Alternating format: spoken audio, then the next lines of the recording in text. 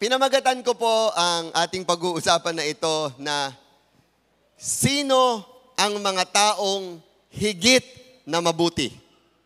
Amen? Diba? So, ibig sabihin, may mga taong mabuti.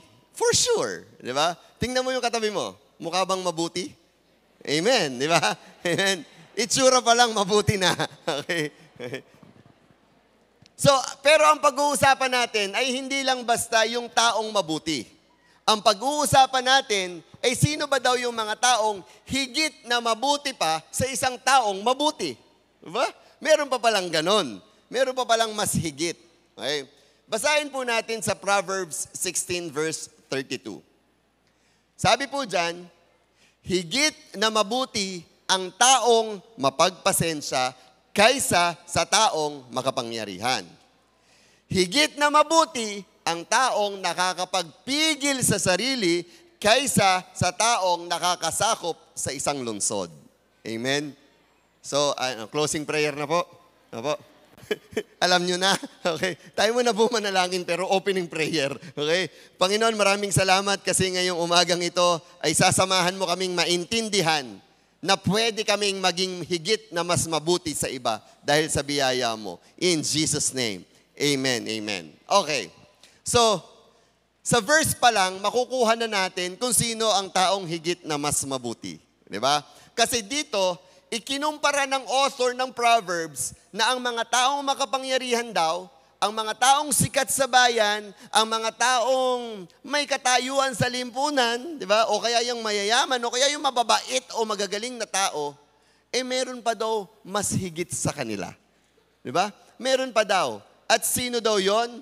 Yun daw ay yung mga taong merong pasensya or patience or at self-control. Sabihin mo nga, patience at self-control. Yan. Huwag mo tingnan yung katabi mo. Sabihin mo lang. Okay? Now, ito po ang pag-aaralan natin ngayon. Patience and self-control. Hopefully, sa biyaya ni Lord, ay umabot ako doon sa pangalawa, self-control. Pero tingin ko, sa usapan pa lang ng pasensyahan, ay mukhang magkakahabaan. Ano? Teka, unang tanong. Meron po bang pagkakaiba ang dalawa? Di ba? Para naman pareho yung patience at self-control. Bukod sa, of course, sa spelling. Ano ba talaga ang difference ng patience and self-control? Tinanong ko po si Google.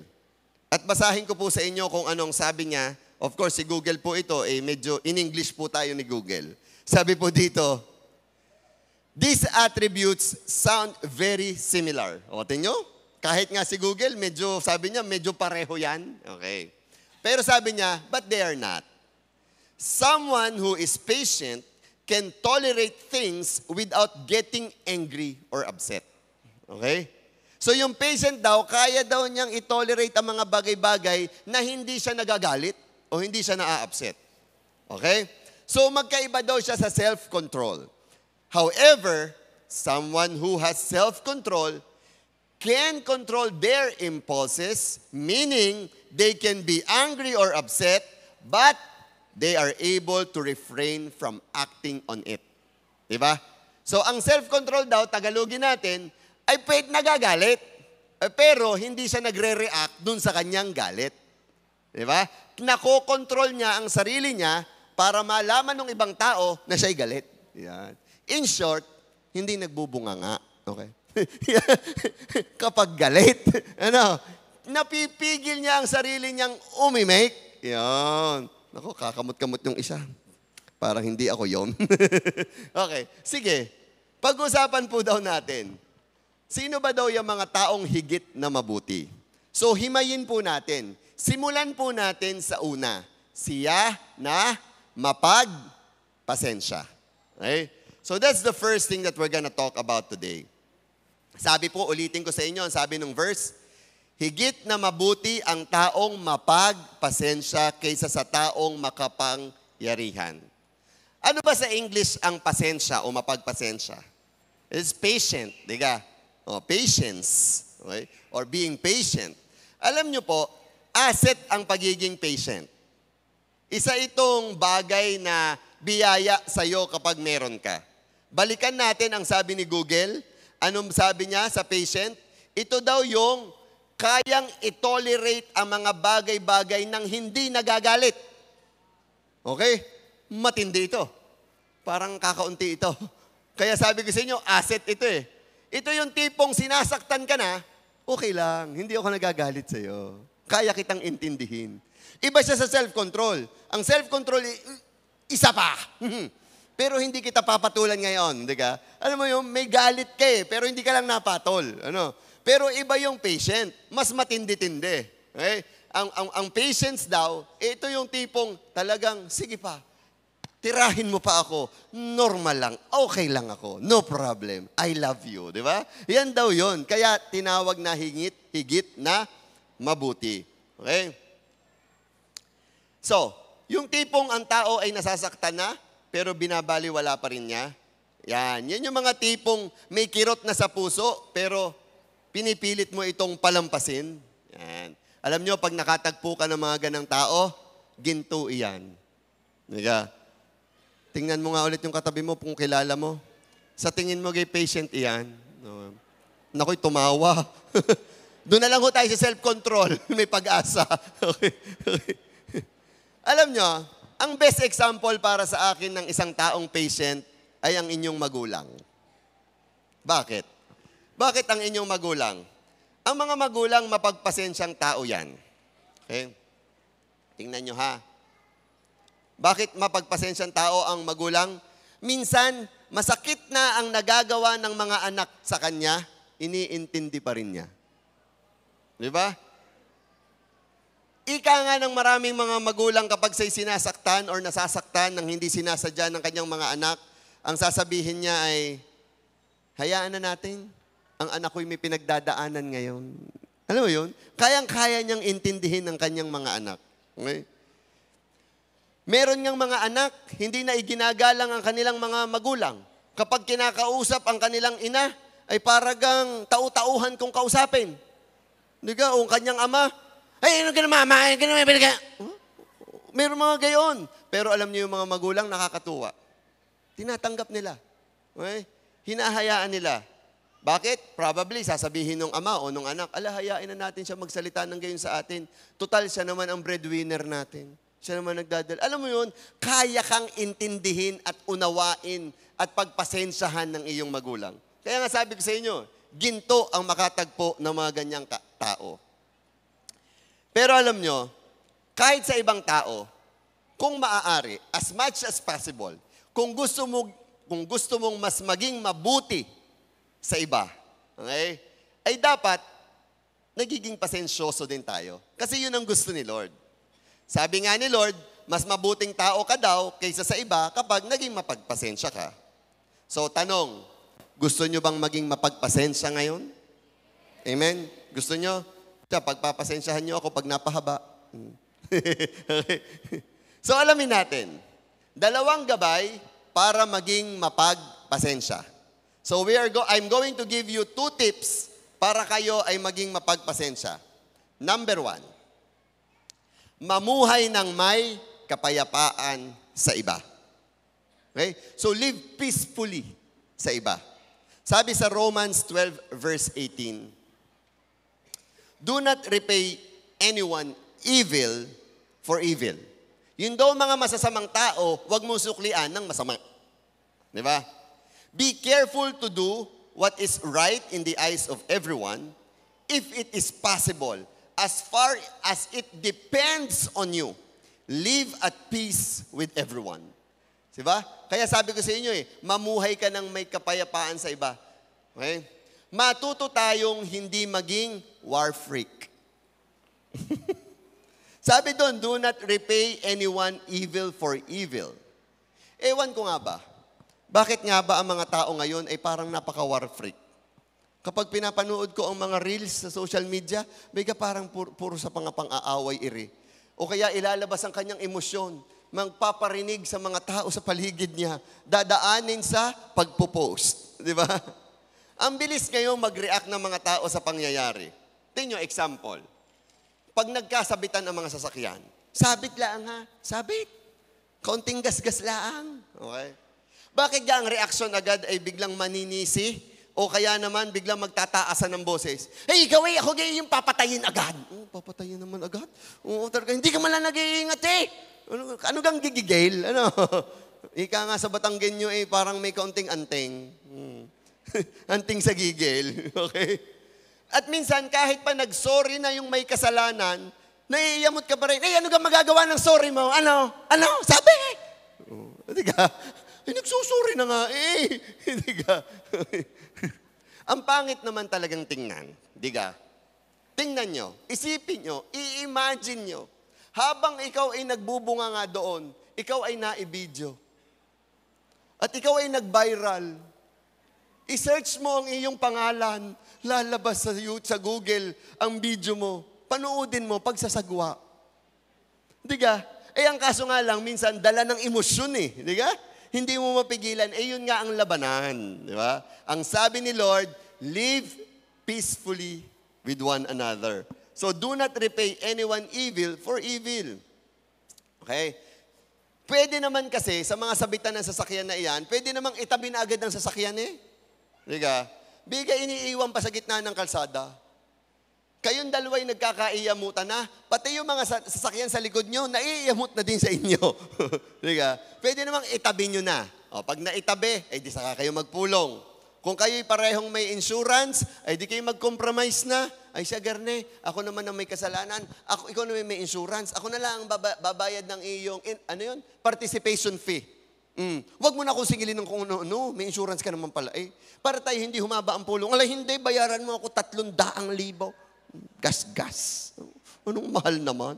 Sabi, tayo nagkasabitan, tayo ay nag-uusap para magkasundo. Hindi yung ako'y iyong nininegosyo, ha? Minsan may ganun nga Pero syempre nga, ang gusto ni Lord, live peacefully. Okay? Alam nyo, sa buhay natin, dito sa mundong ito, hindi natin makokontrol ang mga gawain o ang mga gagawin ng mga tao o ang mga sitwasyon na makakasakit sa atin. Hindi natin yan kayang kontrolin. Pero, kaya nating kontrolin na huwag magalit dun sa tao o dun sa pangyayari. Tama? Hindi natin kayang kontrolin ang gagawin ng iba sa atin We cannot control that. But what we control is our reaction to the action of another person. Okay? Are you getting me on that? Amen. Amen.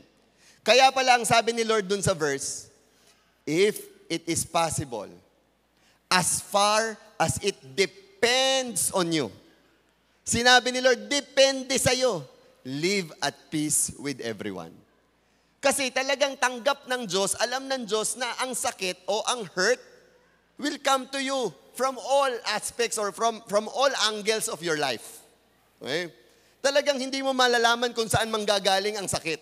Minsan nga, doon pa sa pamilya mo o doon sa hindi mo inaasahang tao, doon pa manggagaling ang pain Diba? Doon pa manggagaling ang atake. Pero, ang sabi ni Lord, if it is possible, as far as it depends on you, nasa sa iyo na daw yon. It's all up to you if you want to live at peace with everyone. So, sa atin daw nakasalalay. Kaya, piliin mong mabuhay ng peaceful. Amen? Amen. Choose it. So, living a patient life or a peaceful life is a choice. Ito'y choice. Huwag mong sisihin ang mga nangyayari sa'yo. Huwag mong sisihin ang surrounding mo. This is only a choice. Okay? Hindi dahil magulo yung paligid mo, sasabihin mo sa akin na kinalakhan mo na iyan, kaya hindi mo na mapigilan ang pagiging war freak mo. Okay? Hindi. Choice pa rin yon. So dito, desisyon po ang pinag-uusapan. Kaya ka natatalo ng iyong emosyon ay hindi ka pa nagdidesisyon na huwag mong patulan ang mga taong nakakasakit sa'yo. Pero once you have decided in your heart and in your mind na hindi ako papatol sa mga yan, well, you will live peacefully here on earth. Amen? Huwag na natin pag-usapan kung sinong may kasalanan. No matter who is at fault, ang mahalaga, desisyon lang ang kailangan.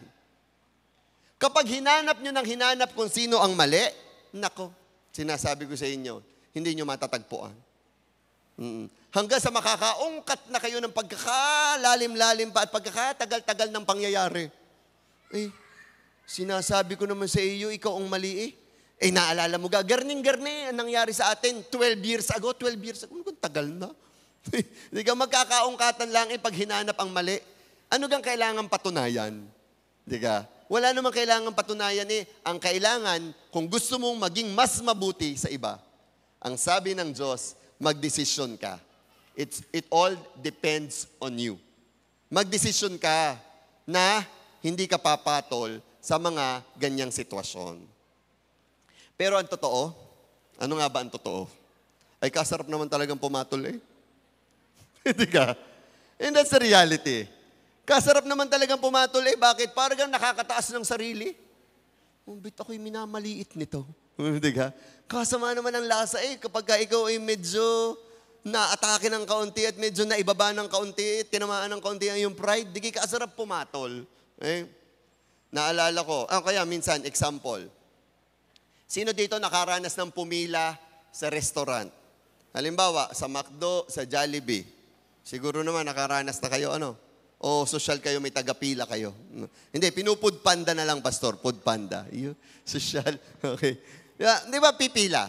Malimit sa mga pilahan ng counter, minsan, sa sobrang haba ng pila, dahil minsan iisa ang nakuha ng order. Hindi ka? Ay, hindi, pastor, iba na po ngayon sa McDo. Sa McDo po ngayon, digital na. Ikaw na ang pipindot. Social. Okay. Anyway, sa Jollibee na lang at baka hindi pa gayon. Anyway, nakapila. Okay? Ang daming tao. Alam mo kung sinong nasa unahan mo, di ka? Pag napila ka. Okay?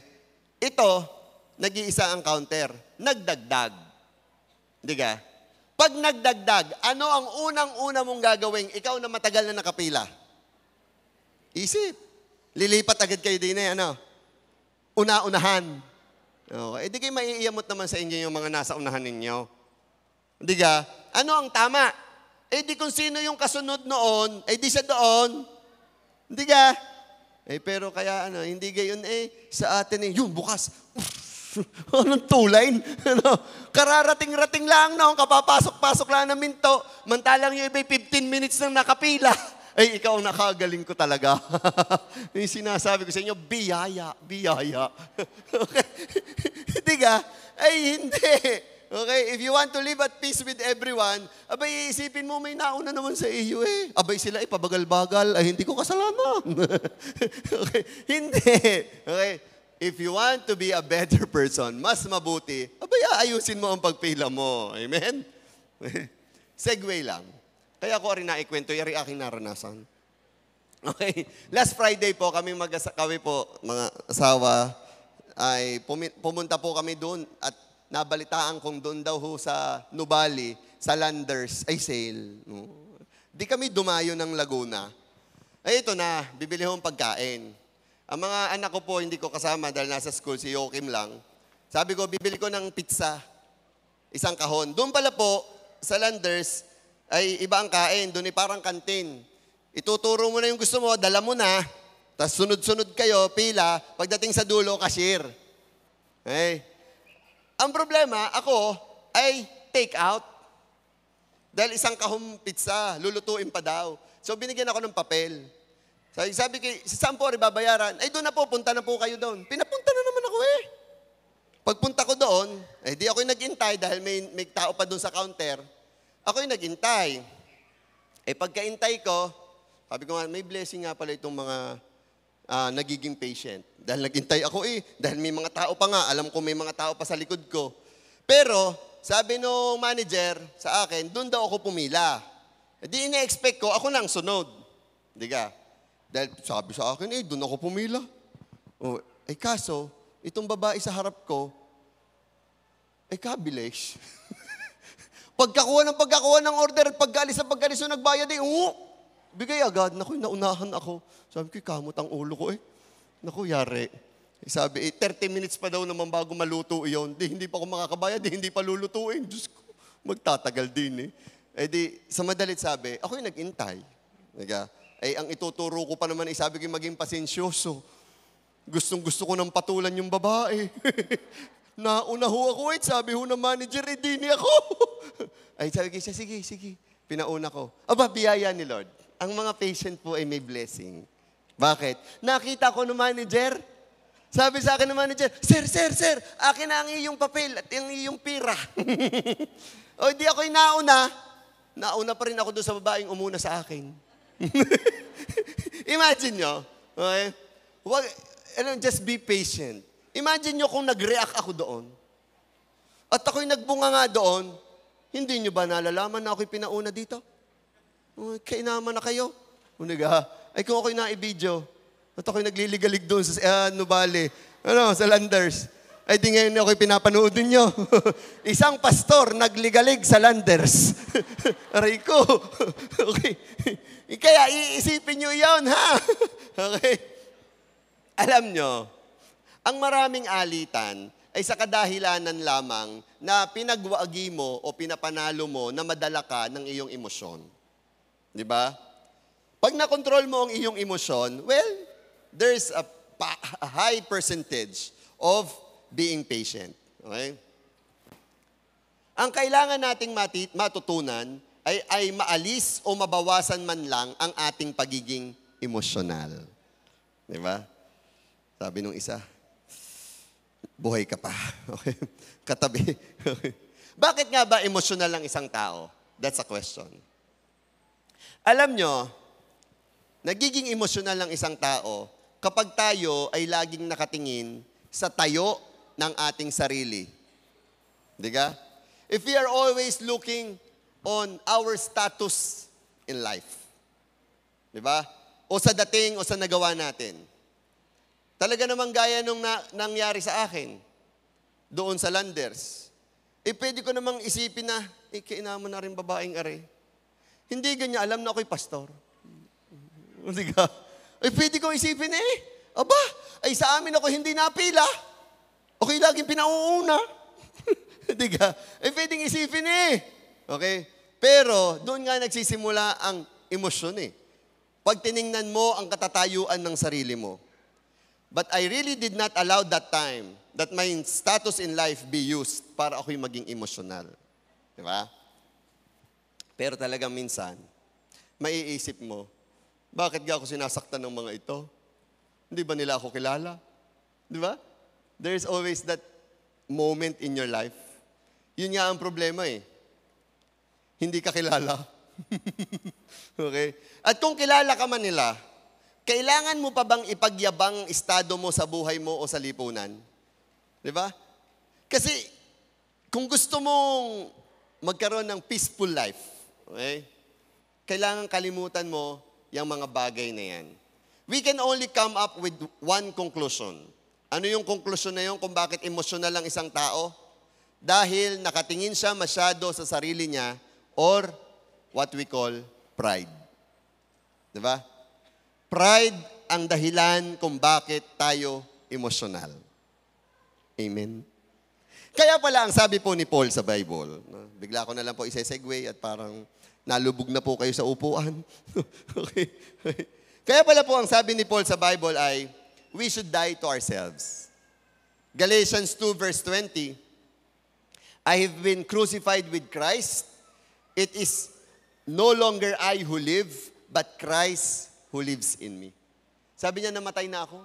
Hindi na ako ang nabubuhay. Wala nang kwenta ang Pablo. Wala nang kwenta ang Paul. Bakit? Ang gusto ko, ang makita sa akin ay ang Panginoong Jesus na ang nabubuhay sa akin. Amen? Kailangan dumating tayo sa punto ng buhay natin na ganon. Na, naku, hindi na ako mahalaga.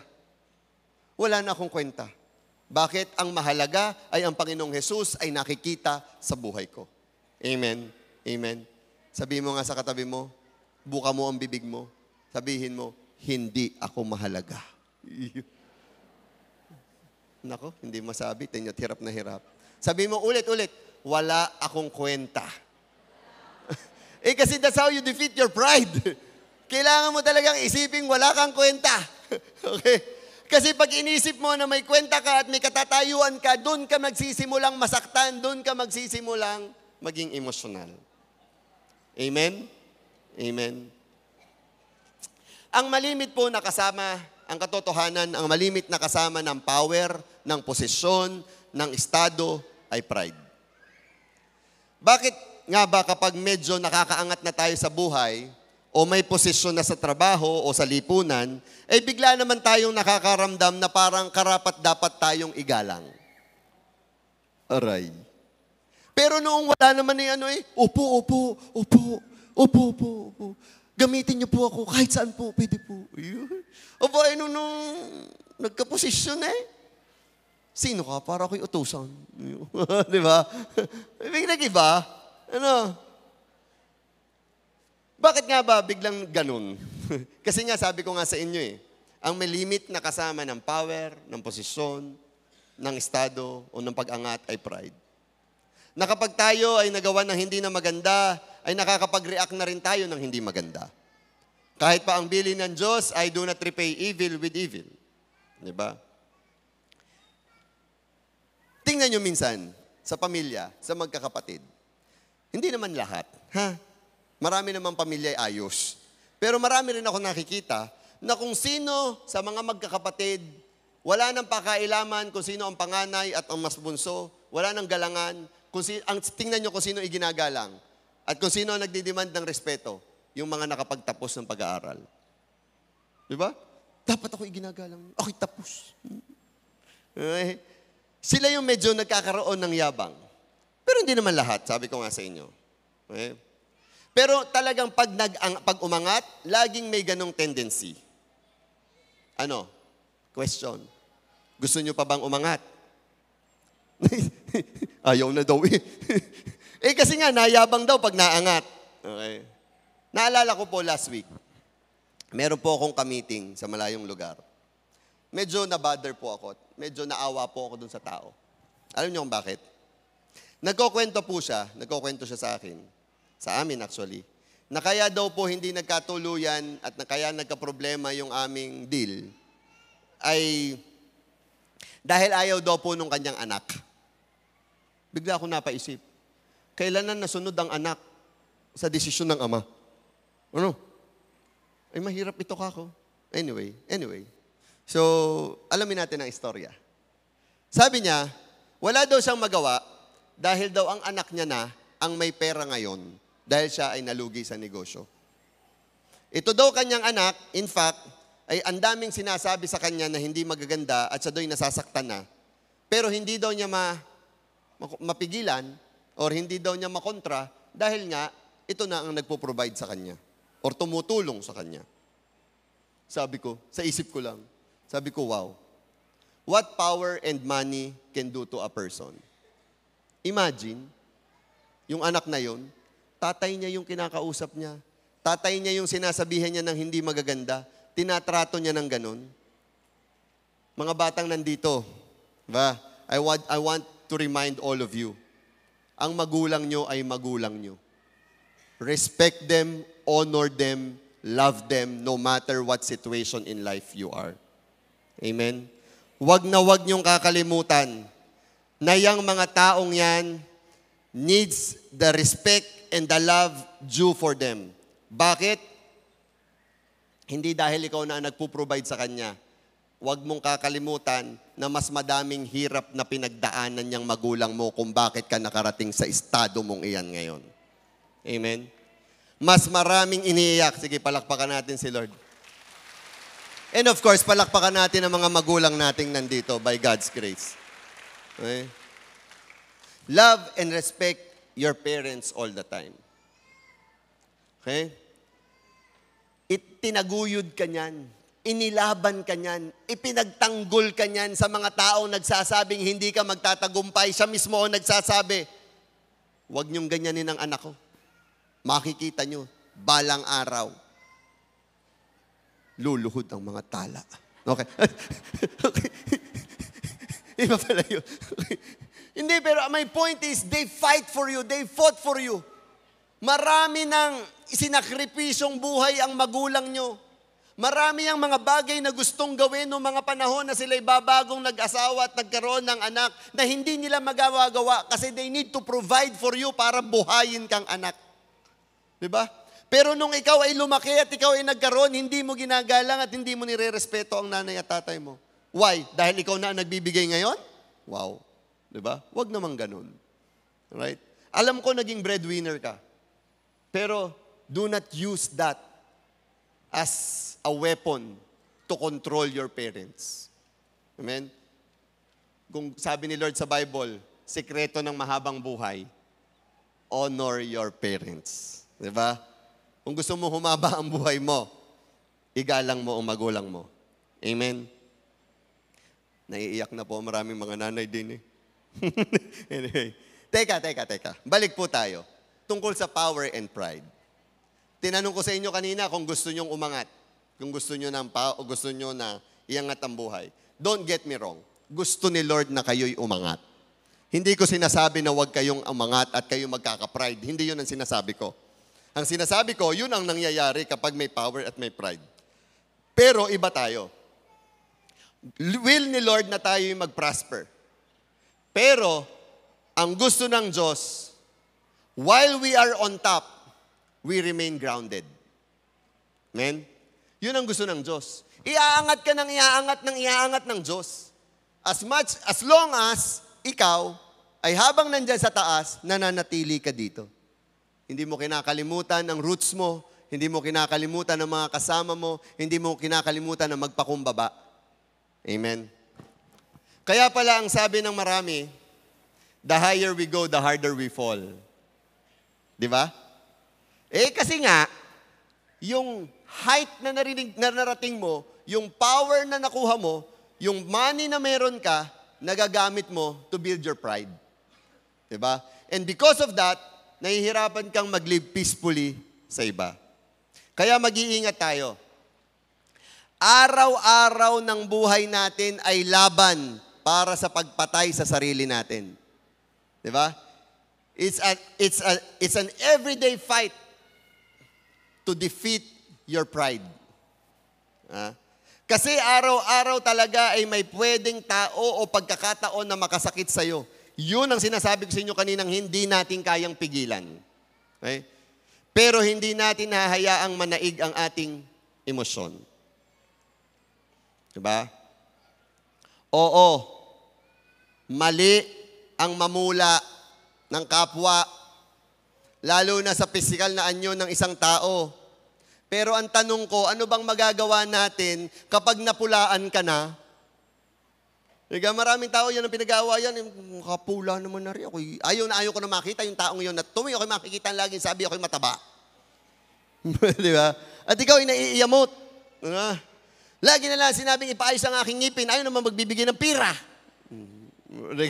Alam mo yun? Ay kinaiiyamot. Alam nyo, yung mga taong yan, hindi nyo kayang pigilan ang sasabihin yan. At talagang masasaktan. Nasabi na yung salita, ano kang magagawa mo? Ang kailangan mong pigilan ay ang magkaroon ka ng sama ng loob sa kanila. Diba? Now, live your daily life peacefully. Okay? Live your daily life peacefully. Borrowing ang words ni Pastor Atcha, tinanong ko kung bakit siya laging nakakapagpatawad agad. Ari po ang sagot. Kaya daw siya peaceful ang buhay, ay alam daw niya na anytime ay kukunin siya ni Lord. Or rapture. Diba? Or magra-rapture na. Kaya wala na siyang time makipag-away pa sa iba. Hindi kagaling, ano? Ay pag iniisip mo nga naman, ay anytime may dadating na si Lord, ay bigyan ko makikipag-away pa sa iba. Amen? Okay. Hanap ka ng motivations mo para hindi ka magkaroon ng kagalit. A peaceful life with others will definitely make you patient or will make you a patient person. So, control your emotions by defeating your pride daily. Amen? Okay, pwede na po akong tumawid. Ayos na po yan. Okay. Amen. So, ibig sabihin ko, ang pinag-usapan natin dito ay ang mamuhay ng mapayapa sa kapwa. Amen? So, decision yan. It's a matter of decision. Live peacefully by defeating your emotions or your pride daily. Ngayong araw pong ito, dalawa na lang ating pag-usapan at mahaba. Letter D, o number 2. para ikaw ay maging mapagpasensya, bukod sa ikaw ay mamumuhay ng mapayapa sa iba, unahan mo ng pagpapatawad ang galit mo sa nakasama ng loob sa'yo. Diba? The term is unahan. Okay pa ba kayo? Amen? Unahan. Unahan ng pagpapatawad ang galit mo sa nakasama ng loob sa'yo. Ang mapagpasensya ay hindi hinahayaan pang magalit siya. Okay? Inuunahan na niya kaagad ang magpatawad. Hindi na niya hinahayaan yung pagkatao niya na talagang magalit pa. Okay? Alam niyang may gagawin o alam niyang may ginagawa na sa kanya, hindi na niya dinadamdam yon at immediately nagre-release na siya ng forgiveness. Sabi sa Luke 23 verse 34, tingnan niyo si Jesus Christ. Father, forgive them, for they know not what they do. Imagine mo, sinasaktan na siya, pinapahirapan na siya, papatayin na siya, binubugbog na siya. Ano sinabi ni Jesus Christ? Patawarin niyo sila at hindi nila alam ang ginagawa nila. Di ba? Okay. Imagine that. Okay. Dahil minahal at pinatawad din lang tayo ni Lord, yan, yung mga umaaway sa atin ay minahal at pinatawad din ni Lord. Pareho lang naman, kaya wala tayong karapatan na magalit sa kanila. Amen? Borrowing the words of Dr. Yayan, sabi niya, kaya daw siya nakakapagpatawad, ay kasi mas pinipili niyang magpatawad araw-araw, kasi nga, siya din daw naman ay pinatawad din lang. Bakit nga ba mga tao hirap na hirap magpatawad? Di ba? Nalilimutan nila na sila'y napatawad din lamang. Di ba? Mas magiging madali ang pagpapatawad kapag naisip mo na ikaw na may makasalanan din at ikaw na may pinatawad din. Di ba? Correct? Amen. Okay? Kung talagang hindi mo mapigilan ang iyong emosyon at talagang naging emotional ka na nga, kagaya ng sinasabi ko sa inyo kanina, di ito na ang sunod mong solusyon. Unahan mo ang iyong galit ng pagpapatawad. Ito yung pwede ka na sanang magalit pero nagdesisyon ka na magpapatawad ka na lang kaysa magagalit ka pa. Example, sa trabaho, meron kang kasamaan ng loob doon at meron ka talagang kinaiiyamutan doon. Okay? At minamaliit ka. Abay, hindi mo naman sa amo, hindi mo naman sa bisor. Grabe naman kung itrato ka. Abay, unahan mo ng patawarin. Alam mo yun? Nakikita-kita mo pa lang siya. Imbis na mag-init ka, pinapatawad na kita, pinapatawad na kita. Pinapatawad. Alam mo yun, sa isip at sa puso mo, sinasabi mo, pinapatawad kita, pinapatawad. Di ba? Pag nakita mo at napalapit kayo, di walang problema. Diga? Hindi pastor, talagang nasabi ko na pagdaan sa harap ko, gusto ko pa rin banatan Gusto ko pa rin simbuin Okay? Ano nga, desisyon nga yan. Okay? Dapat mahalaga, sa isip mo at sa damdamin mo, nakapagpatawad ka na. Okay? O kaya naman, minsan, gulatin mo ang mga ka-work mo. Uso rin lang naman na nagkakagulatan. Ano? Okay? Gulatin mo sila. Puntahan mo sa cubicle. Kung nandun, kung saan ang office niya, puntahan mo siya doon. At sabihin mo sa kanya, I forgive you. Bakit mo ako pinapatawad? May kasalanan ba ako sa iyo? O, kita mo na, kaya naman ayaw kitang patawarin Hindi mo alam na sinaktan mo ako. Wag na nga. Pang-away uli. Ano? Diga? So, maraming paraan ng pagpapatawad at maraming sitwasyon ng buhay mo na kailangan ka magpatawad. Sa mag-asawa, hahaba na naman tayo nito. Okay? Sa mag-asawa, hindi kayo mag-aaway kung uunahan nyo na ang pagpapatawad sa isa't isa. Ay kaya nag-aaway, para nag-e-enjoy ng bangayan. Alay, di kayo sinabi ko naman sa iyo, yung ikay magsaing na agad. Ay, di nasa hanggang bigas. Okay. Ay, pang-away paano nga naman magsasaing? Wala palang bigas. Okay. Di ka, magpatawaran. Okay. Alam nyo, kung mag-asawa kayo, hindi na dapat kayo naso-surprise sa mga posibleng aksyon na gagawin ng asawa mo sa'yo na makakasakit sa'yo. Hindi ka na dapat nasusurprise. Okay? Bakit? Kung nakaset na sa puso mo at isip mo na magpapatawad ka, hindi mo ka naman susurprise. Kahit masaktan ka niyan, kahit paano mong gawin yan, ay okay lang. Ikaw na may pinapatawad ko na sa lahat ng gagawin mo, ginawa mo, nagawa mo, para ako ang Panginoon. Okay? Napatawad kayo sa inyong nagawang kasalanan, gagawing kasalanan, at ginagawang kasalanan. Ganon na rin ako sa iyo, asawa ko. Hindi ka? Okay? Alam nyo, mas masarap matulog ng walang kaaway.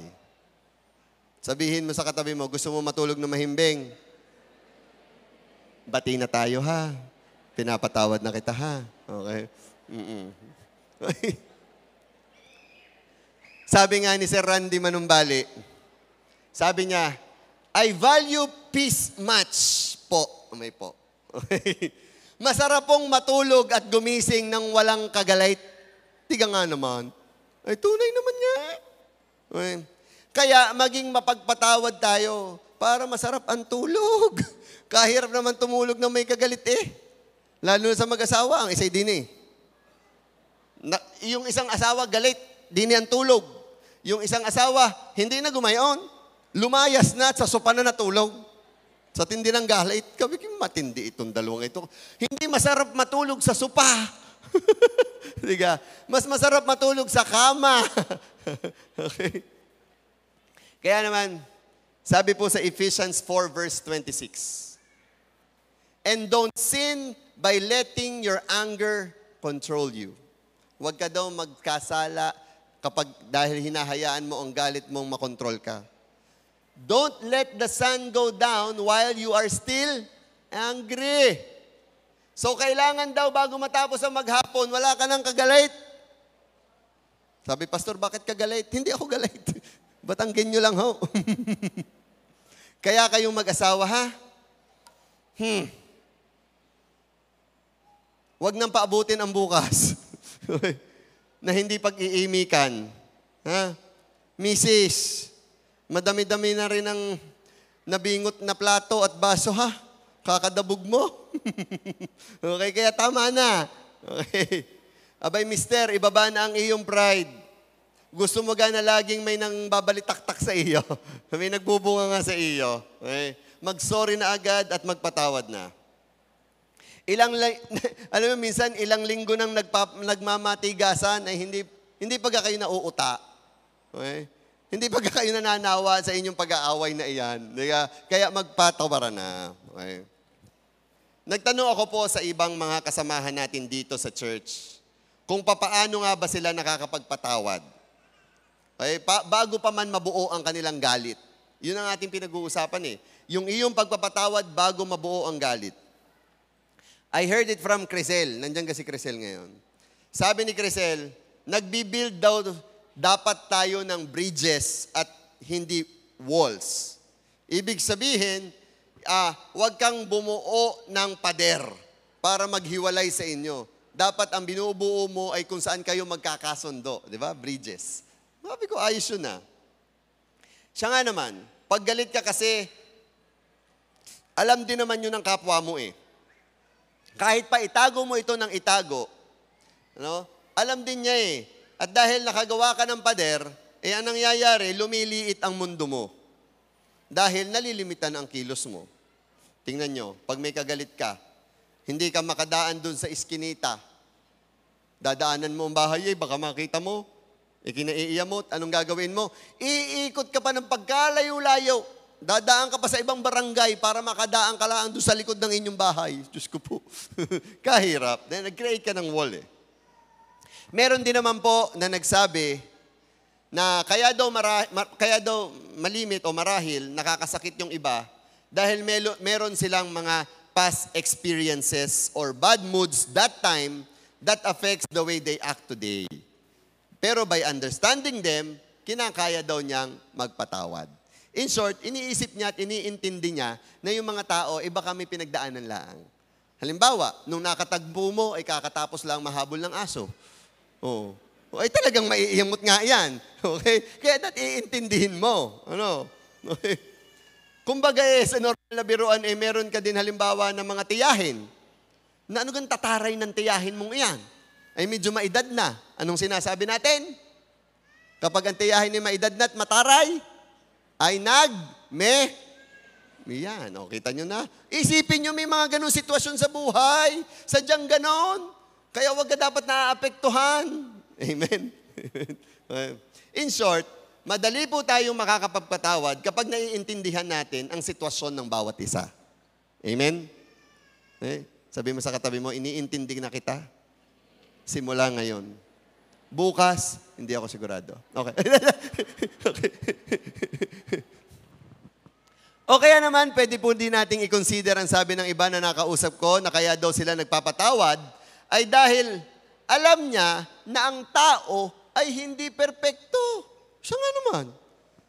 Di ba? Kapag ang tao nga naman ay hindi perpekto, ay di, uunahan mo na lang na magpatawad ka sa kanila kaysa ikaw ay magalit pa. Sabi nga ni Jesus Christ, Father, forgive them for they don't know what they do. So malimit talaga, kaya ka nasasaktan ng iba o nakakakilos ang iba, hindi nila alam na nakakasakit sila. Kaya mas madali magpatawad. Kaya kagaya po nung nabanggit ko kanina, di ba sabi ko sa inyo yung pagbate na namumula, di ba? Na laging sinasabing kataba-taba, pagkaka-normal naman nun sa iba Biga doon sa ibang tao, talagang hindi nila alam na nakakasakit sila. Di ba? Yung ganamang noon lang kayo nagkita simula nung kayo bata. Ang sasabihin sa iyo, hindi kagaya nung bata Ay, bata pa ako noon Hindi ka? Ay, may pagkakataba mo ngayon. Biga normal na normal yun ang kwento. Aba, alam nyo, medyo natuto na sila ngayon. Hindi na po ngayon ganun ang pagbati. Hindi na derechahang sasabihing mataba ka. Ano na po ang sinasabi ngayon? Ka-healthy mo ngayon. Hindi kayo mataba din. Ka-sexy-sexy mo baga. Alam mo namang hindi ka sexy. Ano kayang ibig sabihin na nakakaloko? Ano? Okay. Paano nga ba? Paano mo nga ba magagawa ng paraan yan? Di ba? Wala. Kundi patawadin mo na lang. Ay, hindi mo naman mababago yung taong yun Bakit? Hindi naman nila alam na mali yung ginagawa nila. May suggestion ako sa inyo. Para malaman nila. Mamaya, nasa YouTube na ito. I-share nyo sa kanya ang preaching na ito. Oo! At maririnig niya, kita nyo, mag-iiba ng pagbate. Ikaw na nakarinig, siya tigilan na ang pamumula. Okay? Now, kaya nga, kakayanin mong unahan ang pagpapatawad sa kapwa. Okay? Kakayanin mo yon. Bago ka man matrap sa galit mo. Okay? Alam nyo kasi ang problema ng marami, kaya hindi nila nare-realize na kapag sila'y galit, ay sila'y trap. Sila'y nakakulong. Kapag ikaw kasi ay galit, para kang nakakulong. Okay? Dahil bakit? May kagalit ka Alam mo yun? Paano ko kayo papaliwanag? Kahirap ng posisyon na ikaw ay may kagalit. Hindi ka makapunta sa lugar na iyon. Ayaw na ayaw mo makikita yung mukhang iyon. Naliit nga talaga ang mundo mo. Ano? Kaya naman, nasakit ang dibdib mo. Nasakit ang damdamin mo. Okay? Di kayo kitrap, di kayo nakakulong. Kaya mas maganda, palayain mo na kagad ang sarili mo sa bilangguan na yan ng galit. Okay? Gaano man kabigat ang nagawa sa iyo ng kapwa mo, ay hindi na mahalaga. Huwag mong sabihin sa akin, Pastor, mahirap patawarin at matindi ang ginawa. Okay? Hindi na mahalaga kung gaano kabigat. If you want to be a better person, kung gusto mo maging pasensyosong tao, mas piliin mong lumaya ka sa bitterness kaysa i-enjoy mo ang bitterness na yan. Amen? Sabi nga po ni Leslie Di Maano, soon to be karandang. Yun, okay. Ay hindi na daw po umaabot sa kanya ang magalit pa dahil sayang lang daw ang oras niya. Kita nyo na? Ay ayos yun Action woman talaga. Well, being patient is love. Sabi po sa 1 Corinthians 13 verse 4, love is patient and kind. Kung gusto mo ikaw ay maging mapagmahal na tao, maging pasensyosong tao ka. Amen? A peaceful living with others at ang quick to forgive ay isang act of love. So pilitin mong mabuhay ng may pasensya. Amen? Amen? Natuto po ba tayo today? Worship team, please. Meron po tayong gagawin. Alam nyo, Ang gusto sana nating mangyari sa pagiging isang pasensyoso, una, mamumuhay ka ng mapayapa, di ba? Live peacefully with others. Pangalawa, uunahan mo ng pagpapatawad ang mga taong nakasakit sa'yo. Okay? Pero, bago natin magawa yung pangalawa, dahil mahirap yun uunahan mo Di ka? Bago ka man masaktan pa, nagpapatawad ka na. Mahirap yung gawin. Paano? Bakit mahirap?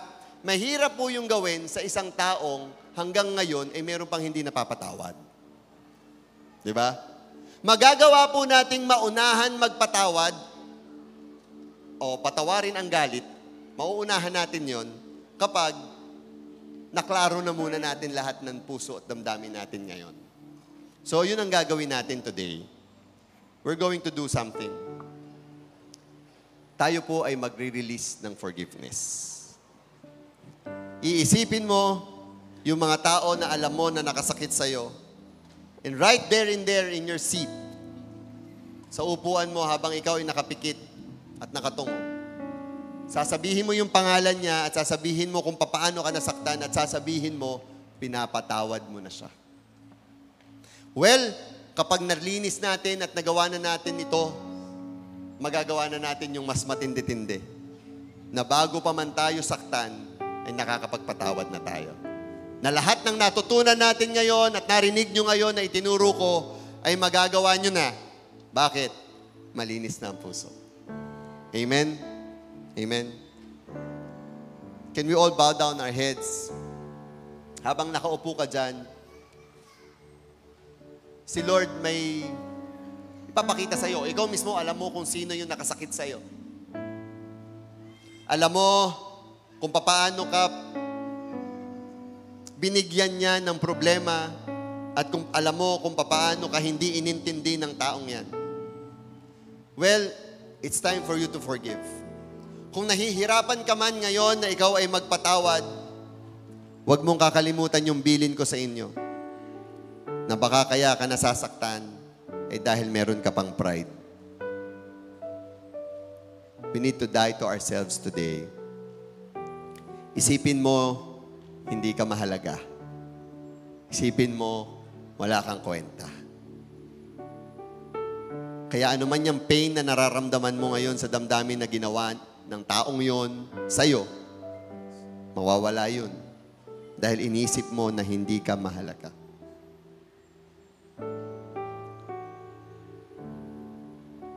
Father, listen to your children as they forgive.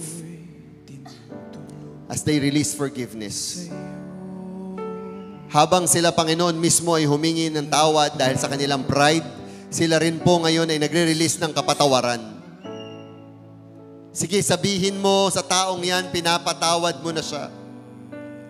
Sige, sabihin mo sa kanya na nasaktan ka pero nagdi-decide ka ngayong araw na to na ikaw ay magpapatawad sa kanya.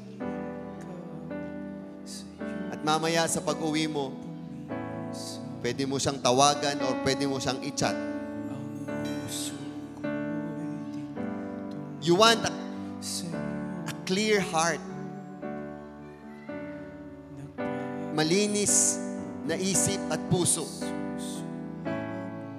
Dahil yun ang gusto ni Lord eh. We live peacefully with others.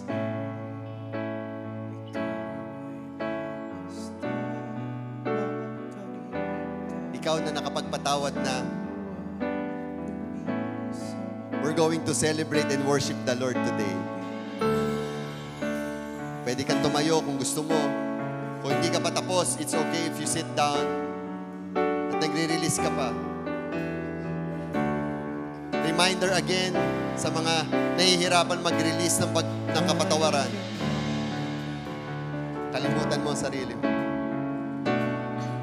Maaring nasaktan ka ng tatay mo, maaring nasaktan ka ng nanay mo, maaring nasaktan ka ng kapatid mo, but it doesn't matter anymore. What matters is, if you want to be a better person, ikaw ay magpapatawad ngayon. You're going to release that forgiveness. Release that forgiveness now.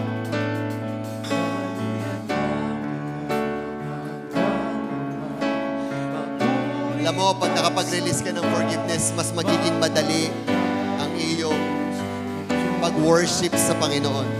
Mas magiging ramdam na ramdam mo yung pagkanta mo at sinasabi mo, Panginoon, ikaw ang aking Panginoon. Alam mo yon kasi klarong-klaro yung puso mo eh. Malinis yung puso mo eh. Daluyan na walang hanggang Ama, papuri pagsamba, maghari ka, O Diyos, ngayon at kailanman. Ikaw na nakapagpatawad. Ikaw na nakapagbaba ng pride mo. Ikaw na nandyan at kinalimutan mo ang sarili mo. The Lord loves you. And the Lord is saying, I congratulate you. Dahil natalo mo ang pride. Isang mabuting tao ka. Kaya naman, you can now worship God. Pwede mo siyang kapitan. Sabihin sa kanya ng buong puso, mahal na mahal mo siya. Loobin mo ang buhay ko'y maging banal mong tahanan. Luglugan ang iyong wagas na pagsinta. Daluyan ng walang hanggang mga papuri pagsamba, maghari ka, O Diyos, ngayon at kailanman.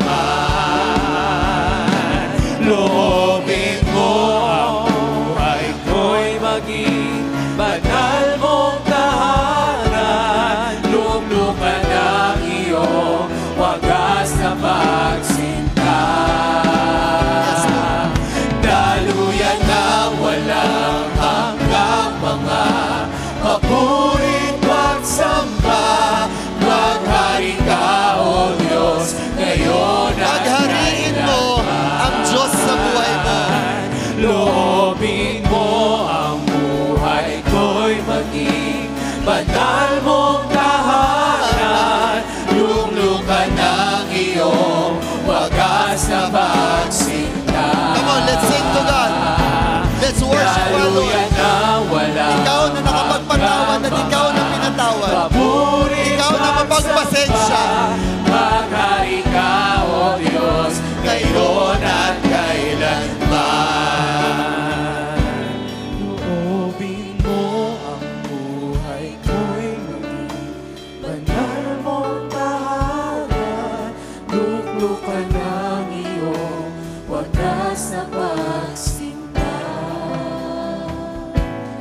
Daluyan ng walang hanggang mga papuri pagsamba, maghari ka, O Diyos, ngayon at kailanman. Father, salamat po. Kasi ngayon natutunan namin to be patient. At dahil doon, mas magiging mabuting tao kami. Salamat Lord dahil bawat isa na nandito na sumamba sa iyo, nagpatawad at nagdesisyon na mamubuhay ng mapayapa sa kapwa ay sasamahan mo sa araw-araw ng buhay namin, O Lord. Father, we love you and we praise you. In Jesus' name we pray. Amen and amen.